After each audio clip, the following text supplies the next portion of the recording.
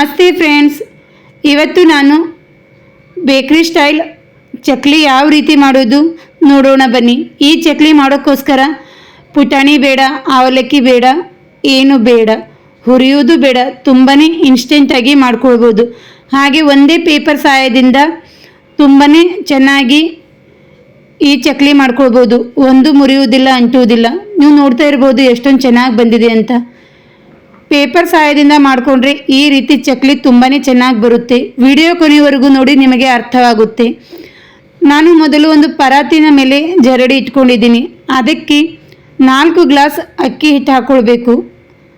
ನೋಡ್ತಾ ಇರ್ಬೋದು 3 glass, 4 glass ಅಕ್ಕಿ ಹಿಟ್ಟು ಹಾಕ್ಕೊಂಡ್ರೆ ಸಾಕು. ನೋಡಿ 4 ಗ್ಲಾಸ್ ಅಕ್ಕಿ ಹಿಟ್ಟು ಹಾಕ್ಕೊಂಡಿದ್ದೀನಿ. ಇವಾಗ ಇದಕ್ಕೆ 2 ಗ್ಲಾಸ್ ಕಡಲೆ ಹಿಟ್ಟು ಹಾಕ್ಕೊಳ್ಬೇಕು. ಅಳತೆ ಸರಿಯಾಗಿ ನೋಡ್ಕೊಳ್ಳಿ. 4 ಗ್ಲಾಸ್ ಅಕ್ಕಿ ಹಿಟ್ಟಿಗೆ 2 ಗ್ಲಾಸ್ ಕಡಲೆ ಹಿಟ್ಟು ಸಾಕಾಗುತ್ತೆ. ನೀವು 8 ಗ್ಲಾಸ್ ಅಕ್ಕಿ ಹಿಟ್ಟು ತೊಗೊಂಡ್ರೆ 4 ಗ್ಲಾಸ್ ಕಡಲೆ ಹಿಟ್ಟು, 2 ಗ್ಲಾಸ್ ಅಕ್ಕಿ ಹಿಟ್ಟು ತೊಗೊಂಡ್ರೆ 1 ಗ್ಲಾಸ್ ಕಡಲೆ ಹಿಟ್ಟು. ಈ ರೀತಿ ಮಾಡ್ಕೊಳ್ಳಿ. ಜಾಸ್ತಿ ಕಡಿಮೆ ಮಾಡ್ಕೊಳ್ಬೋದು. ನೀವು ಯಾವ ಅಳತೆಯಲ್ಲಿ ಹಿಟ್ಟು ತೊಗೋತೀರ ಅದೇ ಅಳತೆಯಲ್ಲಿ ಕಡಲೆ ಹಿಟ್ಟು ತೊಗೊಳ್ಳಿ. ಜರಡಿ ಮಾಡ್ಕೊಂಡ ನಂತರ 1-2 ಸ್ಪೂನ್ ಅಜೀವನ ಹಾಕೊಳ್ತಾ ಇದ್ದೀನಿ ನೋಡಿ. ಇವಾಗ ಇದಕ್ಕೆ ಜೀರಿಗೆ, ಒಂದು ಅರ್ಧ ಸ್ಪೂನ್ ಅರಿಶಿನ ಪುಡಿ ಹಾಕೊಳ್ತಾ ಇದ್ದೀನಿ. ಖಾರಕ್ಕೆ 1-2 ಸ್ಪೂನ್ ಹಾಕೊಳ್ತಾ ಇದ್ದೀನಿ ಖಾರದ ಪುಡಿ. ನೀವು ಸ್ವಲ್ಪ ಕಡಿಮೆ ಜಾಸ್ತಿ ಮಾಡ್ಕೊಳ್ಬೋದು. ರುಚಿಗೆ ತಕ್ಕಷ್ಟು ಉಪ್ಪನ್ನು ಹಾಕೊಳ್ತಾ ಇದ್ದೀನಿ. ಉಪ್ಪು ನೋಡಿಕೊಂಡು ಹಾಕೊಳ್ಳಿ. ಇವಾಗ 1-2 ಕಪ್ ಬಿಳಿ ಎಳ್ಳು ಹಾಕೊಳ್ತಾ ಇದ್ದೀನಿ. ಇದು ನೀವು ಎಷ್ಟಾದರೂ ಹಾಕೊಳ್ಬೋದು, ಸ್ವಲ್ಪ ಕಡಿಮೆ ಜಾಸ್ತಿ ಹಾಕೊಂಡ್ರೂ ನಡೆಯುತ್ತೆ. ನೋಡಿ 1 ಕಪ್, ಇನ್ನೊಂದು ಕಪ್ ಹಾಕೊಳ್ತಾ ಇದ್ದೀನಿ. ಬಿಳಿ ಎಳ್ಳು ಹಾಕುವುದರಿಂದ ಟೇಸ್ಟು ತುಂಬ ಚೆನ್ನಾಗಿರುತ್ತೆ. ಚಕ್ಲಿ ಮಾಡ್ಕೊಂಡ ನಂತರ ನೋಡಲು ತುಂಬ ಚೆನ್ನಾಗಿ ಕಾಣಿಸುತ್ತೆ. ಅದಕ್ಕೋಸ್ಕರ ಹಾಕ್ತಾ ಇರೋದು ನಾನು. ಇದ್ರೆ ಹಾಕೊಳ್ಳಿ, ಇಲ್ಲದಿದ್ದರೆ ಸ್ಕಿಪ್ ಮಾಡಿ. ನೋಡಿ ಹಿಟ್ಟನ್ನೆಲ್ಲ ಚೆನ್ನಾಗಿ ಮಿಕ್ಸ್ ಮಾಡಿದ ನಂತರ ಇದಕ್ಕೆ ಕಾಸಿರುವ 1 ಕಪ್ ಎಣ್ಣೆ ಹಾಕೊಳ್ಳಿ. ಬಿಸಿ ಎಣ್ಣೆ ಹಾಕುವುದರಿಂದ ಚಕ್ಲಿ ತುಂಬ ಚೆನ್ನಾಗಿ ಬರುತ್ತೆ. ಇವಾಗ 1 ಚಮಚ ಸಹಾಯದಿಂದ ಎಲ್ಲನೂ ಚೆನ್ನಾಗಿ ಮಿಕ್ಸ್ ಮಾಡ್ಕೊಳ್ಳಿ. ನೀವು ನೋಡ್ತಾ ಇರ್ಬೋದು, ಈ ರೀತಿ ಚೆನ್ನಾಗಿ ಮಿಕ್ಸ್ ಮಾಡ್ಕೊಳ್ಳಿ. ಹಿಟ್ಟನ್ನೆಲ್ಲ ಚೆನ್ನಾಗಿ ಮಿಕ್ಸ್ ಮಾಡಿದ ನಂತರ ನಾನು ಸ್ವಲ್ಪ ಹಿಟ್ಟನ್ನು ತೆಗೆದುಕೊಳ್ತಾ ಇದ್ದೀನಿ. ಏಕೆಂದರೆ ಜಾಸ್ತಿ ಹಿಟ್ಟಿದೆ, ನಾದಕ್ಕೆ ಬರೋದಿಲ್ಲ. ಅದಕ್ಕೋಸ್ಕರ ನೀವು ಕಡಿಮೆ ಹಿಟ್ಟಿದ್ರೆ ಒಂದೇ ಸಲ ನಾದ್ಕೊಳ್ಳಿ, ಜಾಸ್ತಿ ಇದ್ದರೆ 2 ಸಲ ನಾದ್ಕೊಳ್ಳಿ, ನಡೆಯುತ್ತೆ. ನೋಡಿ ಇವಾಗ ಸ್ವಲ್ಪ ಸ್ವಲ್ಪನೇ ನೀರನ್ನು ಹಾಕಿ ಈ ಹಿಟ್ಟು ಚಪಾತಿ ಹಿಟ್ಟಿನ ಅದಕ್ಕೆ ನಾದ್ಕೊಳ್ಬೇಕು. ತುಂಬ ತೆಳುನೂ ಬೇಡ, ತುಂಬ ಗಟ್ಟಿನೂ ಬೇಡ. ಚಪಾತಿ ಹಿಟ್ಟಿನ ಹದಕ್ಕಿದ್ರೆ ಸಾಕು, ತುಂಬ ಚೆನ್ನಾಗಿ ಚಕ್ಲಿ ಮಾಡ್ಕೊಳ್ಬೋದು. ನೋಡಿ ಎಷ್ಟೊಂದು ಸಾಫ್ಟಾಗಿ ಹಿಟ್ಟು ಬಂದಿದೆ ಅಂತ. ಈ ಚಕ್ಲಿ ಮಾಡೋಕ್ಕೋಸ್ಕರ ನಾವು ಪುಟಾಣಿ ಏನು ತೊಗೊಂಡಿಲ್ಲ, ಆದರೂ ತುಂಬ ಚೆನ್ನಾಗಿ ಬರುತ್ತೆ. ಇವಾಗ ಚಕ್ಲಿ ಡಬ್ಬಿಗೆ ಚಕ್ಲಿ ಪ್ಲೇಟನ್ನು ಹಾಕೋತಾ ಇದ್ದೀನಿ ನೋಡಿ. ಇವಾಗ ಇದಕ್ಕೆ ಎಣ್ಣೆ ಹಚ್ಕೊಳ್ಬೇಕು. ಎಣ್ಣೆ ಹಚ್ಚುವುದರಿಂದ ಹಿಟ್ಟು ಸ್ವಲ್ಪನೂ ಅಂಟುವುದಿಲ್ಲ, ತುಂಬ ನೀಟಾಗಿ ಬರುತ್ತೆ. ಇವಾಗ ಡಬ್ಬಿಯಲ್ಲಿ ಎಷ್ಟು ಹಿಟ್ಟು ಹಿಡಿಯುತ್ತೋ ಅಷ್ಟನ್ನು ಪ್ರೆಸ್ ಮಾಡಿ ಹಿಟ್ಟನ್ನು ಹಾಕೊಳ್ಳಿ. ಇವಾಗ ಮುಚ್ಚಳವನ್ನು ಮುಚ್ಚಿ ಚಕ್ಲಿ ಮಾಡ್ಕೊಳ್ಬೇಕು. ನೋಡಿ ಎಷ್ಟೊಂದು ಚೆನ್ನಾಗಿ ಬರ್ತಾ ಇದೆ ಅಂತ. ತುಂಬಾ ಚೆನ್ನಾಗಿ ಚಕ್ಲಿ ಬರುತ್ತೆ. ನೋಡಿ ನಾವು ಈ ರೀತಿ ಪ್ಲೇಟ್ ಮೇಲೆ, ಚಾಪರ್ ಮೇಲೆ ಮಾಡಿಕೊಂಡ್ರೆ ಹಾಕುವಾಗ ಸ್ವಲ್ಪ ಮುರಿಯುತ್ತದೆ, ನೀಟಾಗಿ ಬರುವುದಿಲ್ಲ.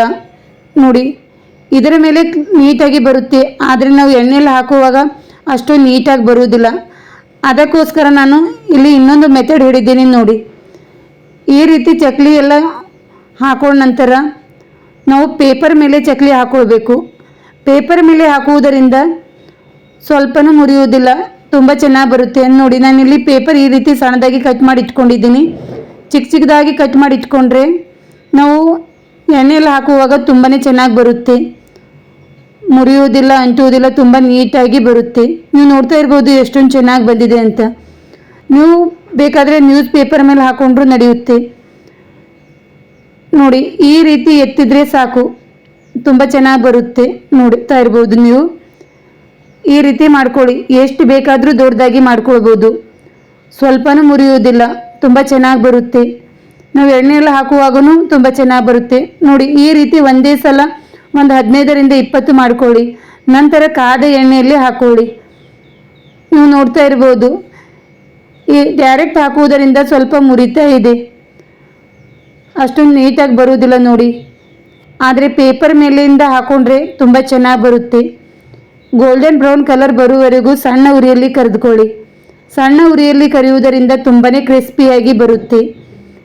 ನಾನು ನಿಮಗೆ ಪೇಪರ್ ಮೇಲೇನೂ ಹಾಕಿ ತೋರಿಸ್ತೀನಿ ನೋಡಿ, ತುಂಬ ಚೆನ್ನಾಗಿ ಬರುತ್ತೆ. ಅದರಿಂದ ನಾನು ಯಾವಾಗಲೂ ಪೇಪರ್ ಮೇಲೆ ಹಾಕಿ ಮಾಡುತ್ತೇನೆ, ಯಾಕಂದರೆ ತುಂಬ ಚೆನ್ನಾಗಿ ನೀಟಾಗಿ ಬರುತ್ತೆ, ಸ್ವಲ್ಪನೂ ಅಂಟುವುದಿಲ್ಲ, ಏನಿಲ್ಲ, ತುಂಬ ಚೆನ್ನಾಗಿ ಬರುತ್ತೆ. ನೋಡಿ, ಈ ರೀತಿ ಕಲರ್ ಚೇಂಜ್ ಆದ ನಂತರ ತೆಕ್ಕೊಳ್ಳಿ. ಇದೇ ಕಾದ ಎಣ್ಣೆಯಲ್ಲಿ ನಾನು ಪೇಪರ್ ಮೇಲೆ ಇರುವುದನ್ನು ಹಾಕೋತಾ ಇದ್ದೀನಿ ನೋಡಿ. ಇದು ಎಷ್ಟೊಂದು ದೊಡ್ಡದಾಗಿದೆ, ಆದರೂ ತುಂಬ ನೀಟಾಗಿ ಬರುತ್ತೆ, ಸ್ವಲ್ಪನೂ ಮುರಿಯುವುದಿಲ್ಲ. ಇದೇ ರೀತಿ ಎಲ್ಲನೂ ಹಾಕೊಳ್ಳಿ.